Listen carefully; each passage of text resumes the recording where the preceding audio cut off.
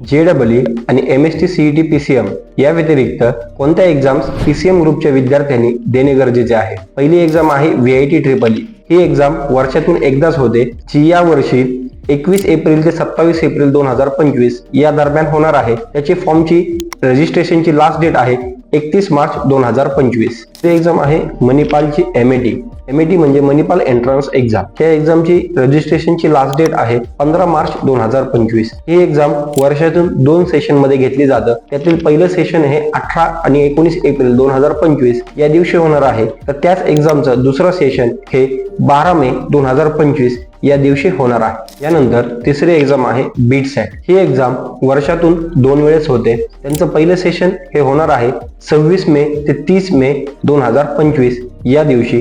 त्याचबरोबर दुसरं सेशन होणार आहे 22 जून ते 26 जून 2025 या वेळेस. याच्या रजिस्ट्रेशनची लास्ट डेट आहे 18 एप्रिल 2025.